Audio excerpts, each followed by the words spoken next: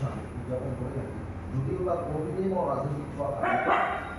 আমরা সমিতির সদস্যগণ বিভিন্ন ক্ষেত্রে সারা বছর একাত্মবোধের সাথে একসাথে থাকি, বিভিন্ন রকম অনুষ্ঠান উদযাপন করি। কিন্তু আজকে সমবেত হওয়ার উদ্দেশ্য আমি বক্তব্যের শুরুতে ইতিমধ্যে বলেছি, আমরা প্রত্যেকেই, আমাদের প্রত্যেকের পরিবার আছে। আমাদের বোন, আমাদের কন্যা, মাতৃসম কোনো নারী যেন আগামীতে এই অত্যাচার, এই নিপীড়নের শিকার না হয়, সেই গ্যারেন্টি দেওয়ার জন্যে যাতে অপরাধীরা দৃষ্টান্তমূলক শাস্তি পায়, যে শাস্তি দেখে আগামী ধর্ষক বা খুনিদের মনের মধ্যে চিন্তা বা একটা ত্রাস সঞ্চার করতে পারি আমরা, সেইখান থেকেই আমাদের এই আন্দোলনের আগুন আজকে আমরা মোমবাতি প্রজ্বলনের মাধ্যমে উত্তর উন্নয়ন সমিতির এই প্রতিবাদী মঞ্চ থেকে করতে চাই। এই হলো মোটামুটি আজকে আমাদের সংগত হওয়ার উদ্দেশ্য। আমাদের মধ্যে উপস্থিত কেউ যদি এই বিষয়ে তার মানসিকতা, তার মানবিকতা, তার মতামত, তার দৃষ্টিভঙ্গি বলতে চান, তিনি ক্ষুদ্র সময় বক্তব্য রাখবার জন্য অবশ্যই আমাদের মঞ্চে আসতে পারেন। ধন্যবাদ।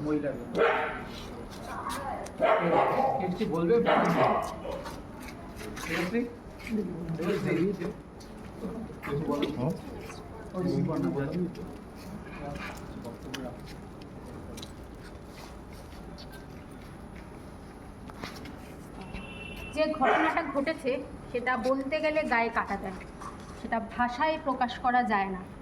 আমি নিজে এক সন্তানের মা, আমার মা আছেন, আমি আছি, বাইরে বেরোতে ভয় লাগে। কাল স্বাধীনতা দিবস, দেশ স্বাধীন হয়েছে। স্বাধীনতার সময়ও অনেক অনেক মহিলা এই শিকারের মধ্যে দিয়েই গেছেন। অনেক ব্রিটিশারের অত্যাচার ছিল তাদের উপর।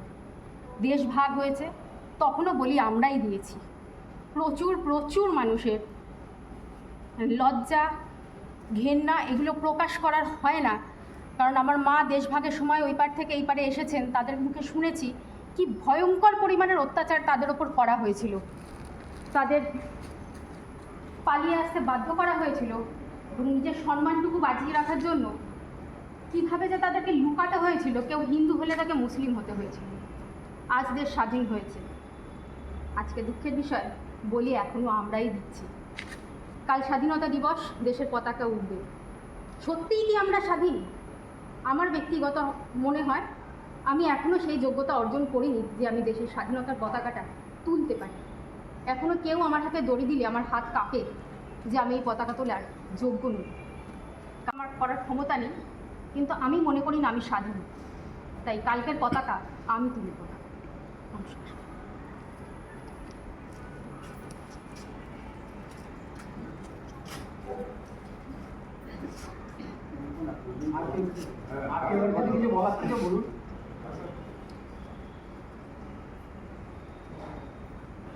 না হলে মোমবাতিগুলো আমরা অলরেডি লাগিয়ে রেখেছি, মোমবাতি জ্বালিয়ে। হ্যাঁ, যদি কেউ নিয়ে আসেন, না আনলেও ওখানে কিছু মোমবাতি দেখা আছে, তো জ্বালিয়ে